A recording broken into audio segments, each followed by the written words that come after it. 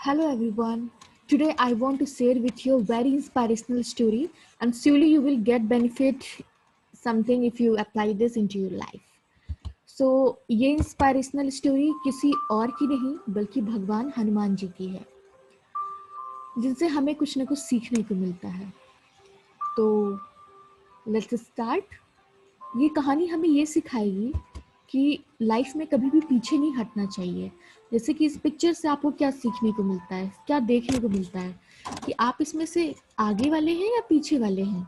कोई आपको हमेशा लाइफ में आगे बढ़ने से रोकता है या आप अपने लाइफ में बिना किसी के या आप लोगों को आगे बढ़ने से रोकते हैं. यहाँ पर ये चीज़ आपको जज करना है कि आप इसमें से क्या हैं. क्योंकि लाइफ में अगर हमें एक बार कामयाबी मिल गई ना तो भाई साहब हमारे अगल बगल वाले लोग जो होते हैं ना वो तो उनकी तो पूछो मत. वो तो ताने मारेंगे, किसी तरीके से इतने कान भरेंगे कि ये लाइफ में आगे क्यों बढ़ रहा है, इसकी इतनी पूछ क्यों हो रही है ना.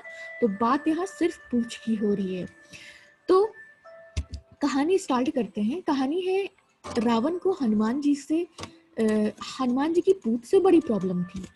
तो रावण ने सोचा कि आज मैं हनुमान की पूछ ही क्यों ना उखाड़ देता हूँ, तो ना रहेगा बांस ना बजेगी बांसुरी. तो हनुमान जी ने एक बार एक शिला पे बैठे थे तो रावण चुपके से पीछे आया और पूंछ पकड़ ली कि आज तो ये उखाड़ ही दूंगा.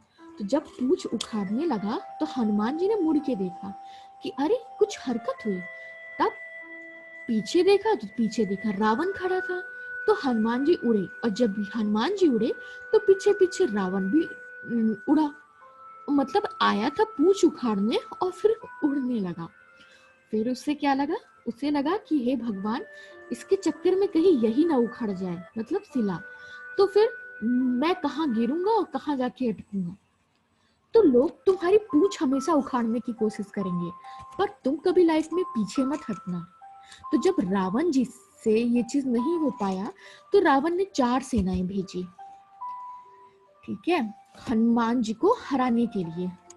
अब आप इस समय खुद को हनुमान समझना और अपने अगल बगल वाले लोगों को राक्षस समझना. अगल बगल आप समझ रहे हैं किस अगल बगल के बारे में कह रही हूँ. यहाँ आपके पेरेंट्स नहीं होंगे. तो उन्होंने 4 सेनाएं भेजी. कौन कौन सी? घुड़सवार, है ना, रथ सवार और हाथी सवार, और एक सेना तो पैदल भी थी. और बोला जाकर उस बंदर को मारो.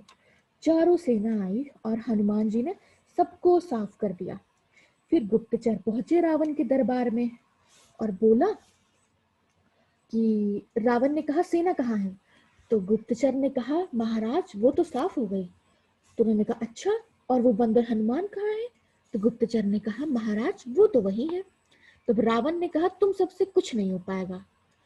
अब मैं सीधे अमर सेना को भेजूंगा ताकि हनुमान जो है अब अमर सेना को तो मार नहीं पाएगा. क्योंकि इसको जस्ट कोरिलेट करो अपनी लाइफ से कि कुछ लोग तुम्हारी लाइफ में ऐसे भी होंगे जो रहते तो तुम्हारे हमेशा आसपास हैं, जो रहेंगे पर मरेंगे नहीं. मतलब हमेशा परेशान करते रहेंगे, कान भरते रहेंगे कि ये भैया लाइफ में आगे ना बढ़ पाए, है ना. तो लोग ऐसे भी हैं हमारे पास. तो फिर बात क्या कर रहे थे हम कि फिर रावण ने अमर सेना भेजी तो अमर सेना आ गई. तो हनुमान जी ने कहा अब ये अमर सेना मरने वाली तो है नहीं, है ना. अब ये अमर सेना मरने वाली तो है नहीं. तो हनुमान जी ने कहा क्यों ना मैं अपनी पूंछ ही लंबी कर दूं.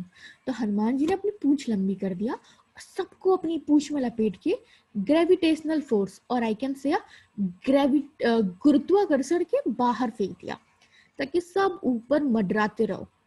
फिर गुप्तचर पहुंचे रावण जी के पास और पूछा सेना कहाँ है. तो गुप्तचर ने कहा महाराज जाते हुए तो देखी थी पर आते हुए नहीं देखी. तो फिर हनुमान जी ने कहा, तो फिर रावण जी ने कहा तुम लोगों से कुछ नहीं हो पाएगा. और हनुमान कहाँ है. उनका महाराज वो तो वही अपनी जगह. तो मेरा मतलब क्या है कहने का कि जिसकी जितनी स्तुति होगी ना उसकी उतनी निंदा भी होगी.